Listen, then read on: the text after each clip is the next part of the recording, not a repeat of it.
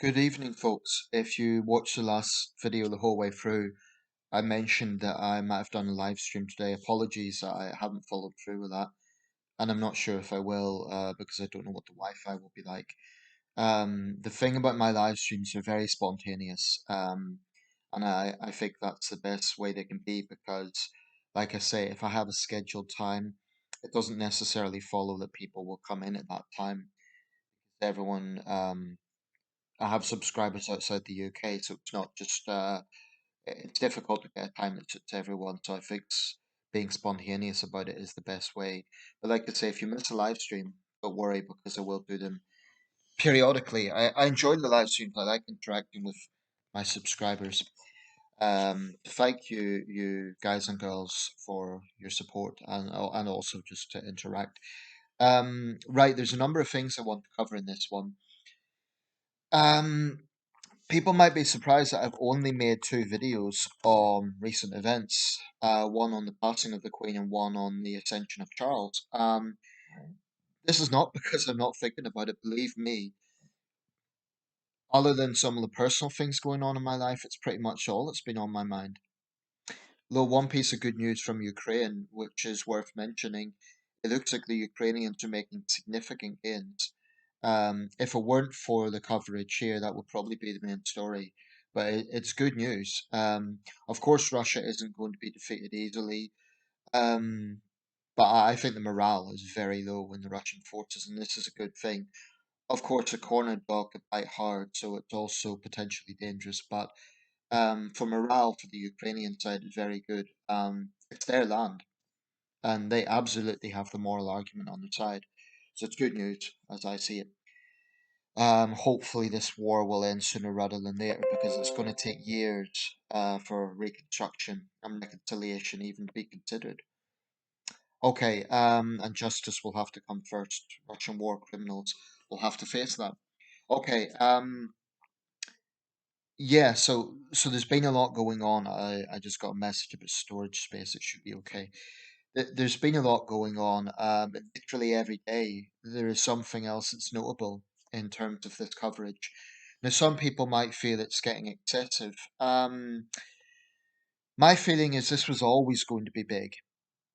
It's much bigger than the passing of Prince Philip or the Queen Mother. It might even get bigger than the coverage around Princess Diana, which was, of course, a huge event when she passed in 1997. Circumstances were different. She was young and died in a horrific accident. The Queen was an old lady, so the circumstances were different. But it's not every day that a head of state who has ruled for 70 years passes away and a new king is crowned in the 21st century. Um, there's a lot of things about this that do make it very, very historic. And even non-royalists would have to concede that this was always going to be a huge story. So the fact that the British press is pretty much dominated by this, I'd say 90% of coverage right now. Um, it won't be forever. After this period, after the state funeral, it will definitely wind down and we'll get back to other coverage. But I think because of the unique situation of this event, it does make sense. So I have to say, in terms of the coverage, I do understand it. I don't think it should be like, well, we'll have a bit of coverage then, cover other things. It's understandable that there's rolling coverage because there is new developments every day. For example, yesterday it was the King's Vigil in Edinburgh with his siblings. Today it was the Queen's coffin in the last few hours. It's just arrived back in London and at Buckingham Palace. The King's visit to Northern Ireland. You know, it isn't just the passing of the Queen, it's also lots of constitutional issues going on. So again, even non-royalists would have to concede that these are political issues, they're constitutional issues. So it's not just kind of sentiment alone. There is constitutional issues going on here, which itself is newsworthy. But actually, the whole issue of monarchy and constitutionalism and all of that is in part what I want to talk about. Because I've noticed Euronews had a little segment on free speech in the UK, and Sky News also covered this last night in a brief segment. and it's been doing the rounds on social media on some level. Now, in recent days, there has been some coverage, not major coverage, but some coverage of the fact that Republican protesters have basically been arrested. Um, and this has opened up a free speech debate, as it should. It's healthy to have debate in a democracy. So, first of all, it's important to recognize that these incidents are not exactly alike. That I think that's important. Sometimes people make the mistake of just lumping everything in one bucket and saying it's all the same. Of all the things that have happened, the one that maybe concerns me most of all is that man in Oxfordshire. I believe he was a teacher and he was leaving a service. Um, and as the proclamation for the new king was being made, he shouted out who elected him. Now, assuming that's all that happened, and it was during the proclamation and nothing to do with the funeral situation, i.e., an announcement of the Queen's passing or anything like that, I do think the response was a bit heavy-handed. The fact that he was arrested for breach of the peace. Now, he's come across as quite reasonable in statements he's made. There was a brief interview in Sky News and the things he said on social media. Apparently, he has been arrested before for other things, but he doesn't strike me as particularly militant or a diehard Republican. Um, and that's his opinion. It's an opinion that a lot of people do share. Maybe not the majority, but it's an opinion that's out there. I'm concerned that the heavy-handed approach, in this case by Thames Valley Police, will will put out a projection that basically Republican voices are being silenced. Now, he said that he wouldn't have done this during any sort of tribute to the Queen. He done this specifically at the point of the proclamation. Um, I I'm guessing rural Oxfordshire is going to be pretty royalist, but that's not really the point. In a democracy, there has to be room for dissent, and there has to be room for minority opinion. Now, apparently, Thames Valley Police say he's assisting them with their inquiries, and he was de-arrested, which is a bit of a stupid term. I think common sense should prevail, and they should just release him without charge. I mean, especially at this point, it would be absolutely absurd if this man is being called in for questioning. It's wasting police time. I'm sure even some criminals might be watching the coverage, but other criminals will be opportunistic. Frankly, I think Thames Valley Police has better things to be doing. Now, the other side of it, of course, is these are very large scale events, and police across the country, especially bigger forces, will be under a lot of pressure to make sure that there isn't any disruptions. I definitely think the likes of Extinction Rebellion in Chile, Britain, just Stop Oil and Co. need to be watched like hawks because they have threatened large scale actions. Apparently, there was a bit of division among them where they were planning some sort of disruption, and I don't want to say leadership, but they called it off at the last minute because the Daily Mail exposed it. Now, I think if any of those groups were so stupid as to try something during the state funeral, even if it wasn't directly at I believe it's at Westminster Abbey it's happening. Um, I think the public backlash would be very strong. I think people would be disgusted. I mean, they've already really riled up the public by hurting the public. But if they were to do this at this of all times, I really think that it would be profoundly stupid. I mean, I think as movements, I've no respect for them, none. I think they're a disgrace. I think they're selfish, undemocratic anarchists, and I've absolutely no time for them. Of course, in their case, they wouldn't necessarily be doing it for Republican reasons. They would be doing it because they want to get attention. But it's the wrong attention.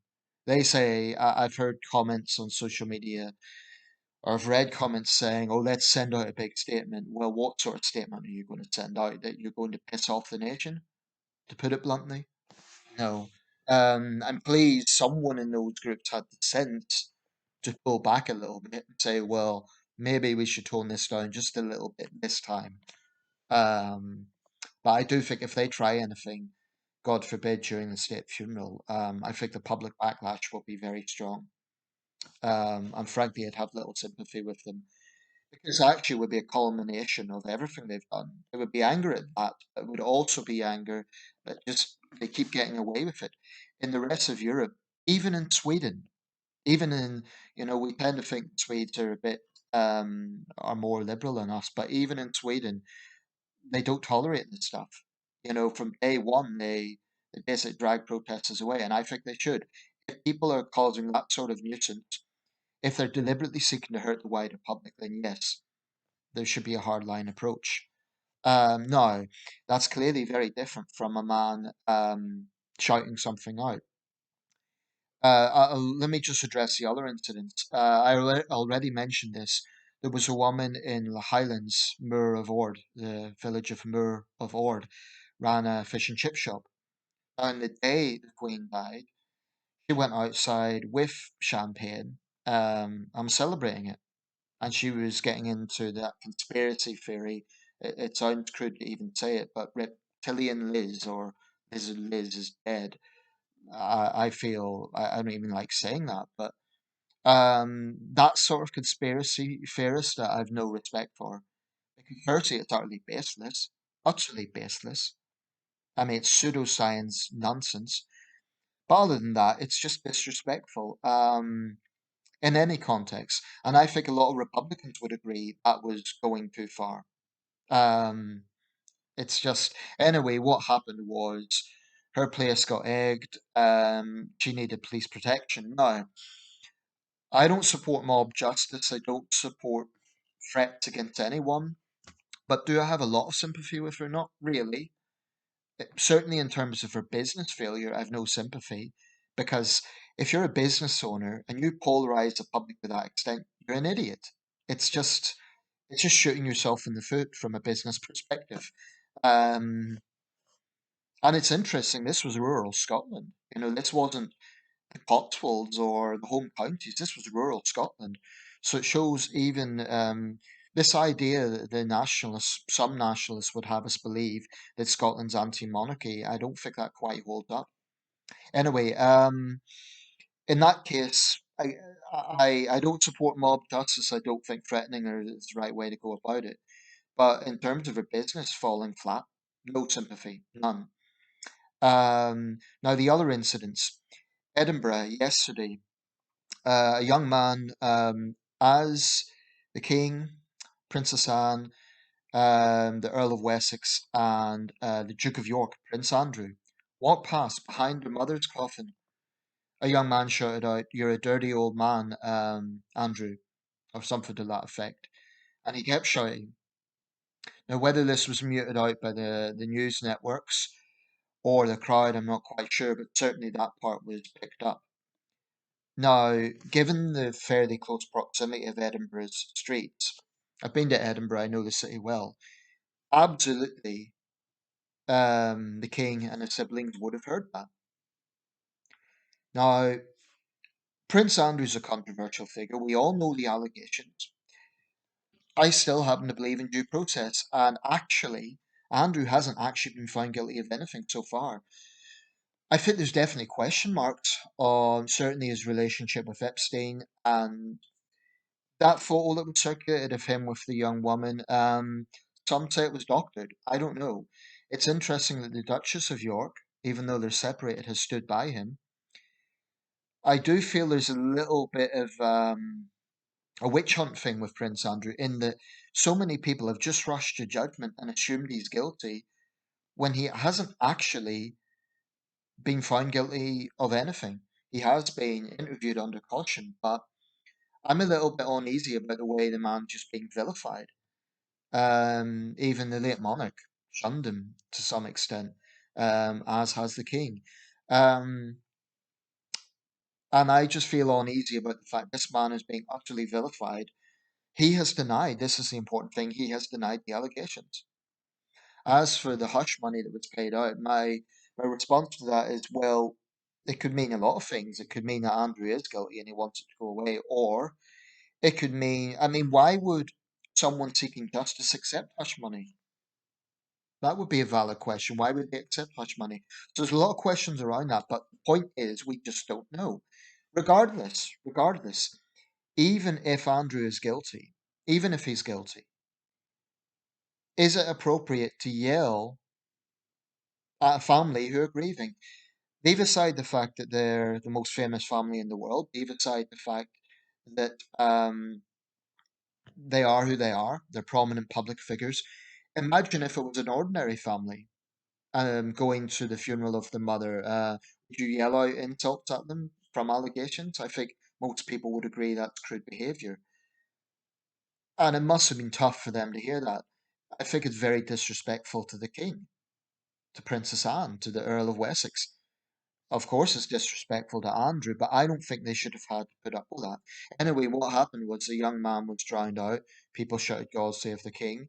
Um, and one guy actually basically roughed him up a little bit, threw him back and pushed him. The police quickly apprehended him and shouted, "I've done nothing wrong." Well, that's a matter of debate. Um, Also in Edinburgh, there were some Republican factions holding signs saying that, yeah, well, I'm not quite sure about the details in those cases. There's no footage of it. In Wales, there was some anger about the fact that William has immediately become Prince of Wales. There's been no investiture, as there was with Charles, i.e., that basically someone who is born in England is a Prince of Wales. I understand it's a sensitive issue there. Um, we live in a democracy, people have a right to ask these questions. But here's the thing that people need to understand, and this is very important. In this country, in English law, there is a very, very old offence which is breach of the peace. This goes back centuries. It's nothing new. It goes back centuries. And I think it's generally understood that if someone is deliberately trying to be disruptive, rather than silently protesting, um, that's a breach of the peace. Now, in the case of in Edinburgh yesterday, I do think it's right that that young man was apprehended. I don't think it would be right if he went to prison or anything like that.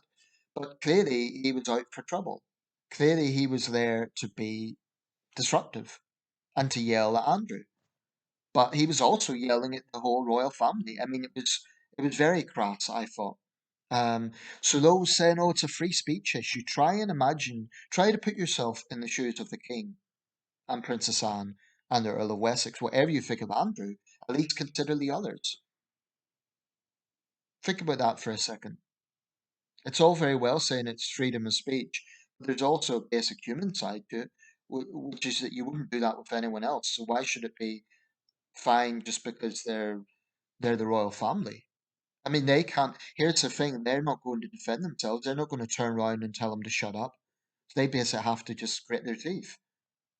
People forget that. They say it's a life of privilege and prestige, but they forget actually the the royal family have to have incredibly thick skin. Um, which, by the way, is why I'm so skeptical of that ghastly interview that Harry and Meghan done, because they knew that the royal family were not going to do rival interviews. I think that was crass. And I think if Meghan Markle and Harry go ahead with any memoirs at this time, I just think it would be really crass and it would look two-faced, especially since they went on that walk at Windsor. It would really look two-faced if they're planning to just rubbish their family again. Um, I get angry, frankly, when people in the United States especially say, "Oh, it's because she's mixed race." It's nothing to do with that, and it never has been. It's because people in the United Kingdom think Meghan Markle is a narcissist. Anyway, that's maybe for another video. In this one, I'm focusing on republicanism now. All these things I've said, I've mentioned breach of the peace. I think common sense needs to be applied. The case in Oxfordshire, was it the right time to do it? Republicans would say there is no better time to do it. They might have a point because it is the very moment of proclamation. That's their whole issue. I noticed on the main Republican website, Republic, they did issue condolences to the royal family, and they said that It was a decent message. It was a respectful message. They don't strike me as extremists. They strike me as quite reasonable people. I don't entirely agree with them because some of the arguments they make, for example, um, that there is greater wealth poverty disparity in our system is simply not true. Look at the United States. It's a republic. I mean, the wealth poverty gap there is immense. Also, something I was considering earlier, consider the political rancor in the United States. Now, their head of state is also a politician, the president, and he's a partisan politician by nature. The same in France. So in Republicans, you have a rancor that I'm not sure you have in constitution and monarchy, not on the same level, because the head of state is by constitution apolitical. Charles, of course, has been as Prince of Wales more political than his mother, so he has to be very careful on that one. Um, I can make a whole video about what lies ahead for Charles, but for the sake of time, I won't just yet. But definitely, he has to be very careful. He said he's not stupid. He's not going to do it. I think one thing that could be good for Charles actually is the fact that in some ways he has been, although the Queen was widely admired, she was very much a reverential figure in the sense that I don't think she was stiff and cold. I think that was a misconception. But I think Charles is a bit, in a sense, he just like the Queen was very, very effective in being a transitionary monarch. From the old world to the new world, decolonization and emerging technologies and so on. I believe Charles will be as well. I really do. I think the man is a lot. I think he's very intelligent. I think he's very assertive, more than people give him credit for. Um, but back to this issue on, sorry, I keep digressing. Back to this issue on free speech. I certainly don't think that anyone should be going to prison for anything that's happened, you know, at all. That would be extreme. Arrests are a different matter. If someone is clearly out to cause trouble, that's a breach of the peace. It's an old offence. They're not being arrested because they're Republicans. This is a very important thing. They're not being arrested for their views. They're being arrested for the nature of how they're going about it. I mean, we're not seeing people writing, I disagree with monarchy, we need a republic now, online being arrested. And if that started happening, I would be very concerned. I do think there are some police officers who maybe are taking this on themselves. I mean, a lot of this is put down to their own judgment. Well, police officers, like members of the armed forces, make an oath of allegiance to the monarch. They're serving the monarch. So it might well be that some officers are taking it personally. If that's the case, they need to drop that notion immediately. They need to be absolutely neutral. Although they have sworn allegiance to the monarch, it's not their job. Because the reason I say that is because Thames Valley Police, their page is full of tributes, which is fine. But I am a little concerned that some officers might be letting it cloud their judgment if they feel very patriotic or very pro-monarchist themselves. Um, Police officers aren't allowed to be vocal on party politics. It should be the same with monarchy and republic issues. Um, so we need to be a little bit concerned about that. Interestingly, the Metropolitan Police have issued a statement saying their officers are expected to respect the right of people to protest.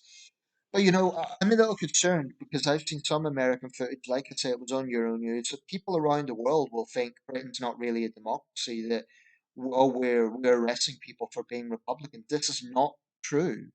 It's not what is happening. The arrests that have happened, and there haven't been that many, let's not exaggerate, probably less than a dozen, you know, among millions of people in this country, probably less than a dozen. What's happening is people are being arrested for breach of the peace. Now, whether it's heavy handed or not, people can debate about, but that is basically the cause. It's not because they're Republicans.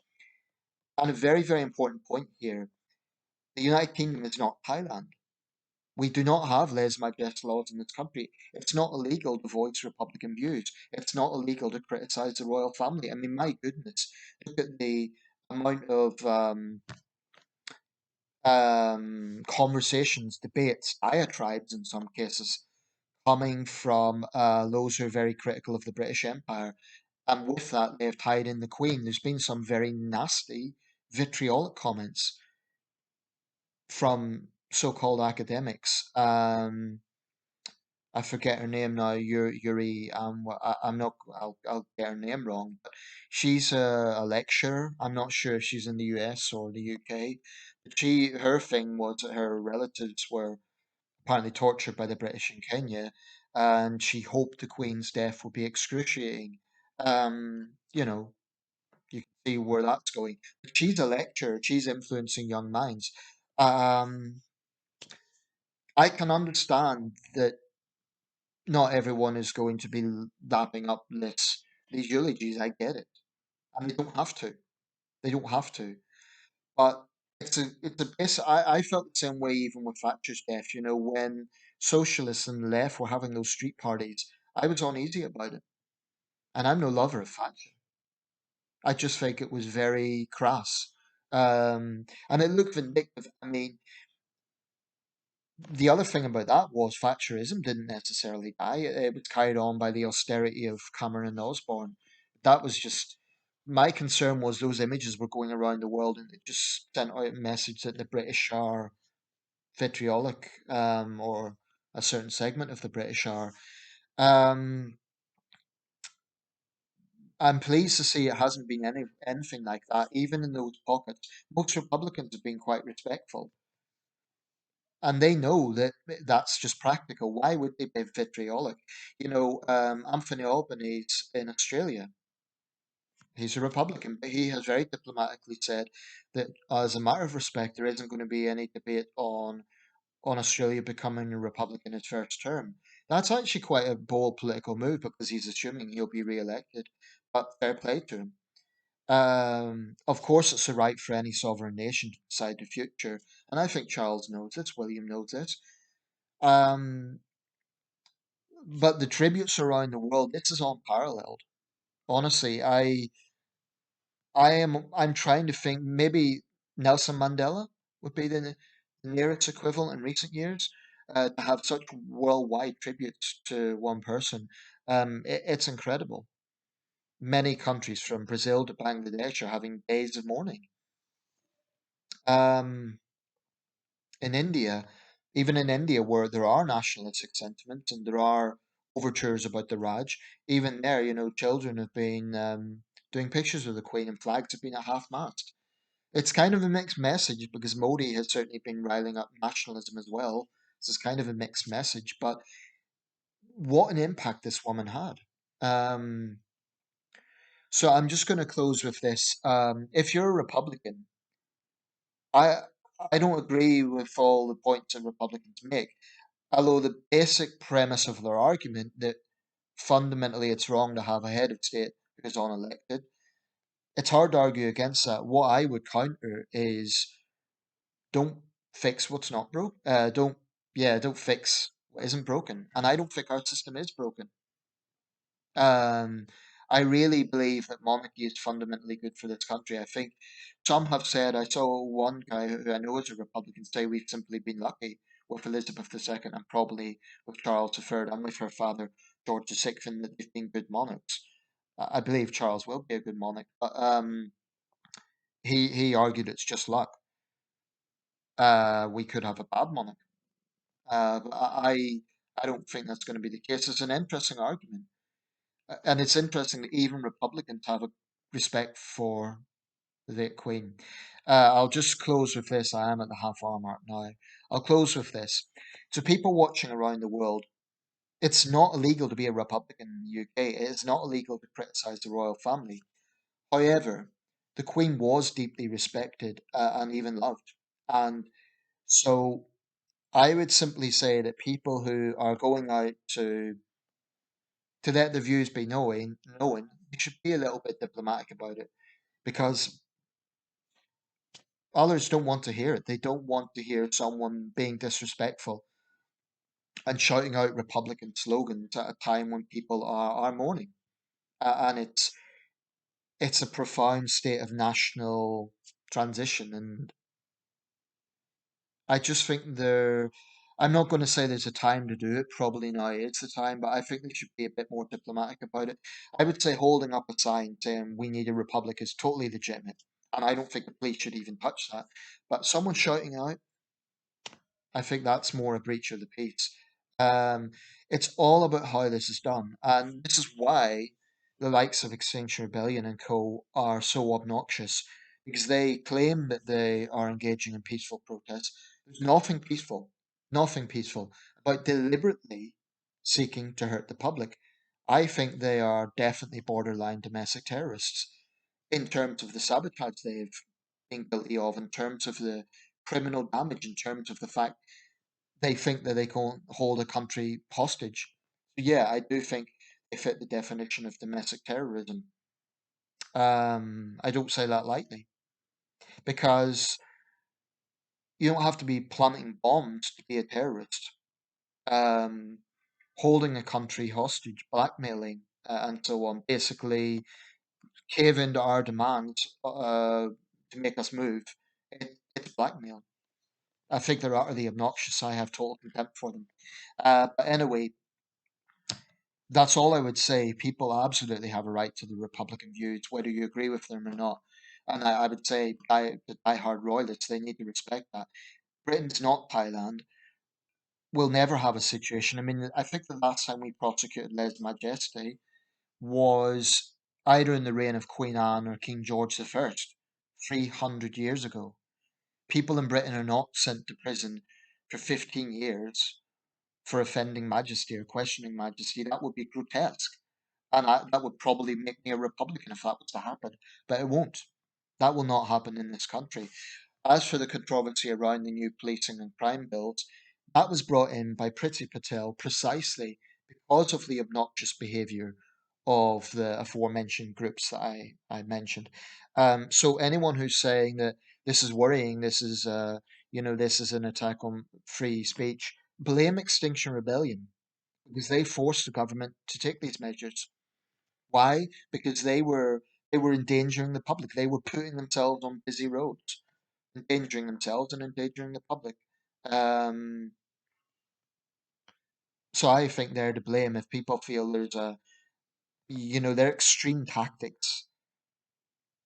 But I don't think we're in a situation where the right to protest has been taken away.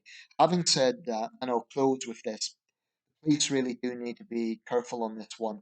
On one hand, they have a huge operation underway, but they do have to be careful that they're not too heavy handed. I don't think someone should be arrested simply for holding a sign. If they're shouting out, that's a breach of the peace.